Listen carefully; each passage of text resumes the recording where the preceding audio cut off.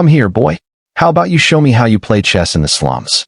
Mrs. Victoria Whitman's voice bounced around the living room of her Beverly Hills mansion, dripping with that stuck-up arrogance only people who never had to grind for anything can pull off.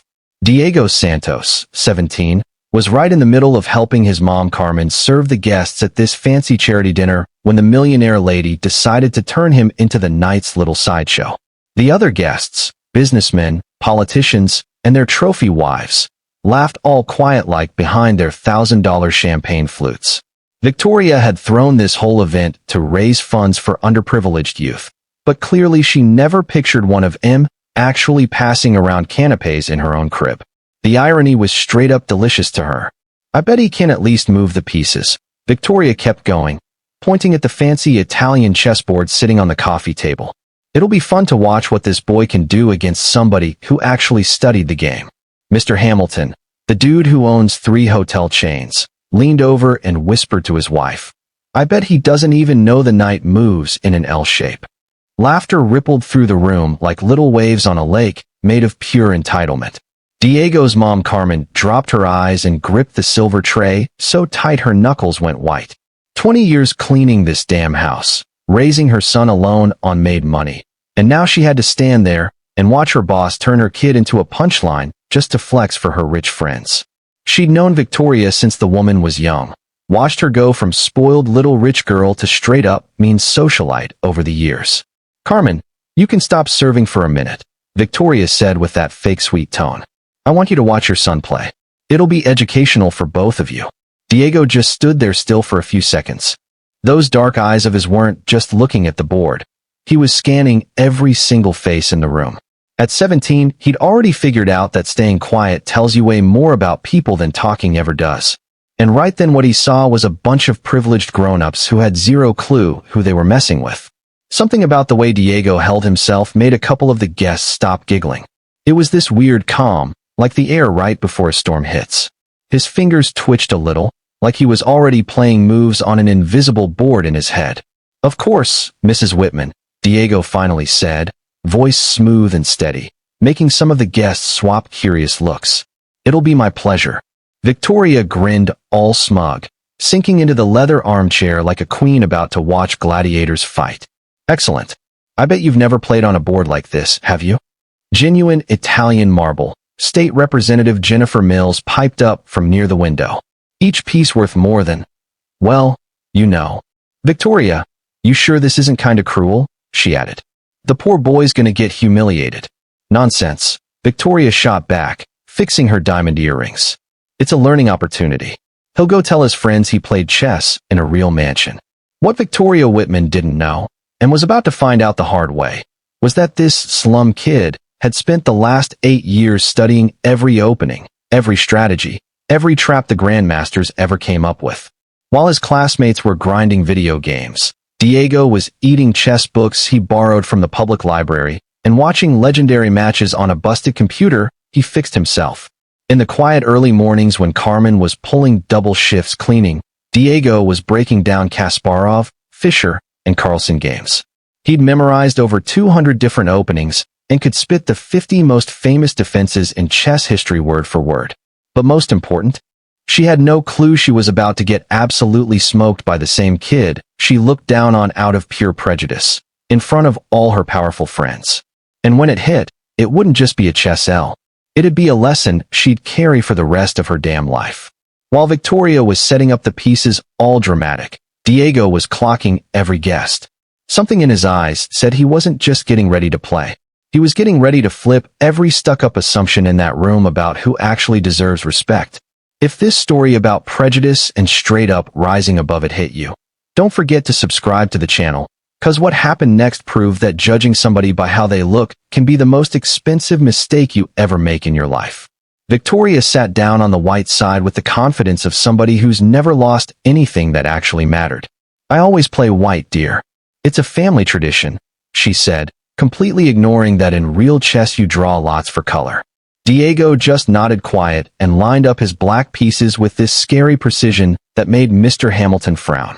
Every piece landed dead center on its square, perfectly straight, like that Italian marble board was just another one of the hundreds he'd already faced. Let's make this interesting, Victoria announced to everybody. If the boy even gives me one scare, I'll donate $1,000 to, I don't know, some public school. Laughter rolled through the room again, but this time Diego looked up and gave a smile that didn't touch his eyes at all. Carmen felt ice go down her back. She knew that smile. It was the same one Diego had as a little kid whenever somebody underestimated him at school contests. The same one he had at 12 when he told her he didn't need help with math homework anymore. Victoria opened with a safe pawn to e4. King's Indian, dear. A classic opening we learned at Harvard. She explained like she was teaching a toddler how to tie shoes. Diego answered right away. c5. Sicilian defense. The room went dead quiet for a second. That wasn't a move from somebody who maybe knows how pieces move. That was theory. Interesting, Congresswoman Mills muttered, leaning in. Victoria paused 3 whole seconds, long enough for Diego to clock that she knew half a dozen openings by heart, but didn't really get the ideas behind them. She went in f3, following some pattern she probably picked up at a country club. While Victoria was thinking, Diego let his mind drift back real quick. 8 years ago, when he was 9, he'd found a ripped-up chess book in the library trash. Stuffed it in his backpack, took it home, and begged Carmen to teach him the rules. Mijo, why you want to learn that? His mom asked, dead tired after a double. To be like the rich kids, Mom. They always say they're smarter than us. Back then Carmen was pulling $600 a month. No cash for lessons, no computer, nothing. But the public library was free, and it became Diego's real home. Every day after school he'd walk 3 kilometers to study old games and books nobody else touched. Victoria finally played d3, a weak, scared move that showed exactly how she played chess and how she lived life. Safe, controlling spots where money and status could lock in the win. Diego hit back with nc6, developing with purpose. Every move he made took less than 5 seconds, like he was reading off a script he'd burned into his brain years ago. Our little boy is moving too fast, Victoria said to the crowd. In real chess you think before you play. That's when Diego pulled his first mind game. He stopped, acted like he was thinking super hard for 15 seconds, then played g6, setting up the fianchetto. Any beginner would think it was random instinct, but it was actually step 1 of a deep plan that wouldn't show itself for another 10 moves. See, Victoria turned all triumphant to the guests. He doesn't have the patience to think. Typical. But Mr.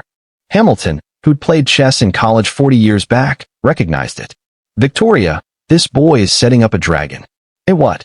It's a Sicilian variation. Pretty advanced. Victoria's shoulders got tight. Nonsense. He must have seen it in a movie. But as the game kept going, something weird started happening. Diego wasn't just answering her moves. He was controlling the whole rhythm. Every piece he put down landed exactly where it belonged, turning the board into this perfect, beautiful flow. Carmen watched from the corner, heart pounding. She knew Diego was good, but she'd never seen him go up against somebody who took themselves this serious. And for the first time in 20 years working in that house, she saw real fear in Victoria Whitman's eyes. The fear of realizing maybe, just maybe, she wasn't as special as she always told herself. Every little dig Victoria tried to throw only fed this quiet fire inside Diego she couldn't even see. A strength getting stronger from the exact disrespect she was dishing out. What those rich folks didn't realize was every snide comment was writing their own humiliation on those 64 squares that were about to become the scene of one of the biggest takedowns in Beverly Hills history. Diego's 10th move made Mr. Hamilton damn near choke on his whiskey. The kid had sacked a pawn in what looked like nothing, but any real player would spot the killer trap being built. Victoria, Hamilton whispered hard, this boy ain't no amateur. But Victoria was too deep in trying to prove she was better to hear warnings. Relax, dear. He probably memorized a couple moves off the internet. I'll finish this in 5 minutes. That's when Diego did something nobody expected. He got up slow, walked straight over to Carmen, standing in the corner with her hands locked together. Mom, he said low, but it carried through the dead quiet room. Remember when you said one day I'd show these people who we really are? Carmen nodded, eyes full of tears. She remembered it clear as day. It was the day Diego turned 15, and she couldn't even afford a cake. He'd found her crying in their tiny kitchen and swore he'd change everything one day. That boy has more class than all of us combined. Congresswoman Mills whispered to her husband, watching the mother-son moment. Victoria tapped her fingers on the table, annoyed. Can we continue the game? I have other commitments today. Diego walked back, but the vibe was different now. He wasn't the shy kid they called over for laughs anymore. He was a young man carrying years of sacrifice, secret late-night study sessions, and a will that got forged in straight-up struggle. His 11th move hit like a scalpel. Double threat. Protect the king? Lose the queen. Protect the queen? Checkmate in 3. That's not possible, Victoria mumbled, actually staring at the board hard for the first time all game. That's when Hamilton put it together. Victoria, you're getting outplayed by a kid who's probably never even been inside a real chess club. While Victoria scrambled for an escape, Diego glanced around at every face. Congresswoman Mills had stopped sipping champagne and was leaning in, hooked. The hotel guy put his phone down. Even Hamilton's wife, who'd been flipping through a Vogue, was locked on the board now. Carmen knew that look on her son's face.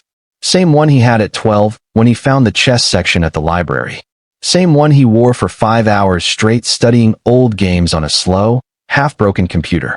Same one that had him up at 5 a.m. solving puzzles before school. Victoria finally moved. Some desperate try to slip the trap, but it was way too late. Diego had seen that line 6 moves earlier. Check, he said calm, sliding his queen to a spot with 3 different killing paths. The silence was loud as hell.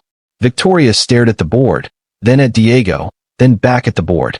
Her hands shook, not from fear, but from pure rage at getting taken apart by somebody she thought was beneath her.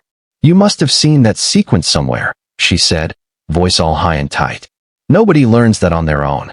Diego gave his first real smile since the game started. You're right, ma'am. I learned it from Garry Kasparov. Kasparov taught you? Hamilton asked, stunned. Not personally, Diego said, moving the piece that was obviously game over. But I studied all his documented games, 1,983 to be exact. He used this exact sequence against Karpov in '84, game 23 of the World Championship. Victoria looked around for backup from her friends. What she got instead was something she'd never seen aimed at her, quiet judgment. Carmen stepped forward, voice strong and clear. My son woke up at 5 every morning to study before school. He walked 6 miles to the public library, 'cause we couldn't afford internet. When I pulled double shifts, he stayed up all night solving chess problems by candlelight, 'cause our power got cut off. The room was pin-drop silent. Diego looked at his mom with so much love and steel that some of the guests had to look away, ashamed. Checkmate, Diego said soft, setting his queen in the final spot. Victoria stared at the board forever, like she was waiting for the pieces to move themselves. When she finally looked up, Diego was watching her with that same chill calm he'd had from the jump. But everything in the room had flipped. The guests weren't looking at Diego like a joke anymore.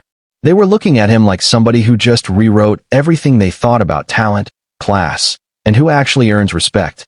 And they looked at Victoria with a mix of embarrassment and disappointment she'd never felt before. What Victoria Whitman didn't know yet was that this defeat on the board was only the first move in a way bigger game that was about to kick off. A game where all the social rules she'd always taken for granted were going to get questioned hard, and where the kid she'd totally underestimated was about to show that real nobility ain't got shit to do with last names or fat bank accounts. Victoria stared at the board for a solid 15 seconds that felt like forever. Her shaky fingers touched the fallen king, like she could magically undo the checkmate or something. The silence in the room was so thick you could legit hear the ticking of that $15,000 wall clock. That was luck, she muttered, voice all trembly, every bit of her earlier confidence gone. He must have memorized that exact sequence somewhere. Hamilton got up from his chair and walked over to the board. Victoria, that boy just pulled off a variation of the Sicilian even I didn't know. And I've been playing this game for 40 damn years. Congresswoman Mills pulled out her phone and started recording on the low. As a seasoned politician, she clocked the viral gold in this moment right away. A racist millionaire getting absolutely smoked by a prodigy she'd written off. I don't accept that, Victoria snapped, jumping up so fast she knocked over a few pieces. Something's wrong here. Nobody learns to play like that on their own. Someone trained him just to humiliate me. Diego stayed seated, watching her with that same chill calm. Would you like a rematch? I can play anyone here, or all of y'all at once if you want. That line sent a nervous ripple through the guests. It sounded straight up impossible. But after what they'd just seen, nobody had the balls to call his bluff. You're being arrogant now, Victoria shot back, face red with rage and embarrassment. A boy from the slums doesn't talk to his superiors like that. That's when Carmen stepped up and, for the first time in 20 years, looked Victoria Whitman dead in the eye without dropping her gaze. Mrs. Whitman, Carmen said, voice strong and clear. My son is not from the slums. We're from a working-class community, and he's not being arrogant. He's being straight-up honest about what he can do. Something you clearly can't do about yourself. The tension in the room shot through the roof. Some guests swapped awkward looks, realizing they were watching something way bigger than a chess game. Victoria spun on Carmen, furious. How dare you speak to me that way? Have you forgotten your place in this house? No. Carmen answered, cool as hell. I remembered my worth. Hamilton jumped in, clearly uneasy with how this was going. Victoria, maybe we should just admit the young man is genuinely talented. Victoria let out a bitter laugh. Don't you get it? This was set up. Someone trained him specifically to make me look like an idiot in my own home.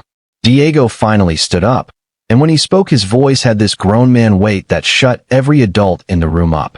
Mrs. Whitman, you want the truth? I wasn't trained to humiliate you. I spent the last 8 years studying chess because I dreamed of playing against people who actually respected the game. People who got that talent doesn't care about color, class, or last names. He paused, locking eyes with everyone there. When you invited me to play like they do in the slums, I thought I'd finally get a real shot to earn some respect. But now I see, you never wanted a fair game. You wanted a humiliation show. Congresswoman Mills had stopped recording and was just watching, totally hooked. How old are you, kid? 17, Diego said. And how long you been playing seriously? 8 years. Mills looked at Victoria with this mix of disbelief and straight-up disapproval. Victoria, you just got taken down by a self-taught teenager. A teenager whose family you employ. A teenager you invited to play as a damn joke. Victoria felt every single pair of eyes in the room. And for the first time in her life, they weren't looks of admiration or envy. They were straight judgment. I didn't know he played seriously, she tried. But even she could hear how weak it sounded. The issue isn't whether he played seriously, Hamilton cut in, clearly pissed now. The issue is you invited him assuming he'd get crushed easy. Why? Because he's your maid's son. Because he's black. Because he ain't got money. The silence after that hit like a truck. Diego calmly started resetting the pieces on the board. Every move precise. Thanks for the game, Ms. Whitman. It was educational. When he finished, he turned to his mom. Mom, can we bounce? I got school tomorrow. Carmen nodded, untying the apron she'd worn to serve. But before they left, she looked at Victoria one last time. Mrs. Whitman, thank you for showing me my son deserves way better places than this. As mother and son headed for the door, Congresswoman Mills called out, Diego, you interested in scholarships? I know some universities that'd kill to have someone with your talent. Diego stopped, gave his first real smile of the night. Very interested, ma'am. Mills handed him her card. Call me Monday. Victoria just stood there frozen, still trying to process how she'd lost total control in under an hour. From respected hostess to the woman who'd underestimated a prodigy out of pure prejudice, in front of major witnesses. When the door shut behind Diego and Carmen, the remaining guests traded awkward looks. Hamilton was first to move. I think I'd better head out too. One by one they left, giving only cold goodbyes and disapproving glances. Victoria was left alone, still staring at the board where her arrogance had been straight up dismantled by a teenager she'd called inferior. But what she didn't know was that tonight was just the opening move in a much bigger game. One where Diego Santos would rewrite not just his own story, but challenge the whole damn system of privileged people like Victoria Whitman took for granted. As Diego walked home with his mom under the Beverly Hills stars, he had that card in his pocket, the one that would change his life forever. And in his head, he was already calculating not just chess moves, but moves in a way bigger game. The game of proving that real nobility can't be bought with cash, it's earned with character. 6 months later, Diego Santos was walking the halls of Stanford with a full ride to study engineering. Congresswoman Mills kept her word, hooking him up not just with school, but with a whole network of people who valued talent no matter where it came from. The video from that night in Beverly Hills blew up. 3 million views in 2 weeks. Not because someone secretly filmed the match, but because Congresswoman Mills posted the whole story herself, turning Diego into a symbol of beating the odds and Victoria into a walking example of what not to do with privilege. Young prodigy destroys prejudiced millionaire in chess was the headline everywhere. Comments were savage. What a shame for that woman. And that boy deserves every opportunity in the world, flooded every section. Victoria Whitman became persona non grata in her own circle. The golf club canceled her membership after members pushed. 3 charities dropped her name from events. Even Hamilton, her friend for decades, started dodging her at gatherings. Victoria's always been arrogant, but I never thought she could be that cruel, Hamilton's wife said at a Malibu dinner. To humiliate a kid like that in front of everybody. The worst part for Victoria was realizing Diego never went looking for revenge or clout. He just played chess, the thing he was naturally fire at, after years of quiet grinding. The humiliation she felt was 100% self-inflicted, straight from her own prejudiced bullshit. Carmen got promoted to cleaning supervisor at a 5-star hotel in Santa Monica. Job paid 3 times more, full medical benefits. Not pity. Just finally getting props for the professionalism she'd always had, now seen by people who looked past bias. Diego started a free online chess program linking kids from underserved spots with college mentors.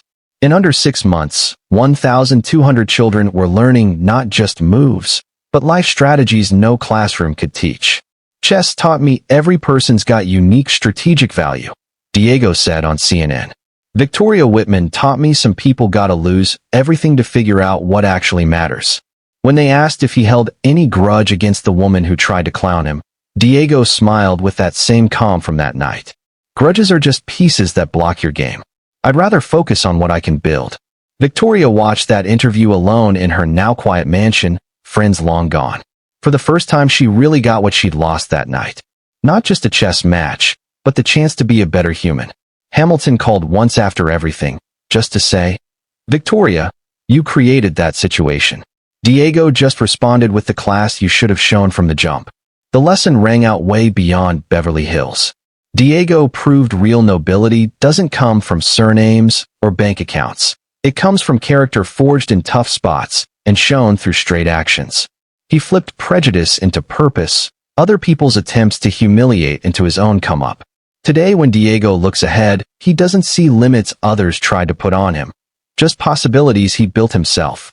Victoria tried to shrink him to feel big, but she only exposed that true greatness is measured by how you lift people up, not tear them down.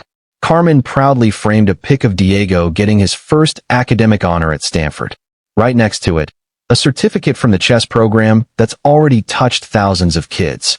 Wins no money could buy and no hate could take. The best revenge, as Diego figured out, isn't wrecking the people who try to shrink you. It's building something so dope that their smallness just looks irrelevant next to it. Victoria Whitman tried to turn him into entertainment. Diego Santos became inspiration. And that difference doesn't just decide who wins at chess, it decides who wins at life. If this story of beating the odds and straight-up justice hit you in the feels, subscribe to the channel for more stories that prove real power ain't in holding privilege. It's in turning roadblocks into rocket fuel for crazy growth.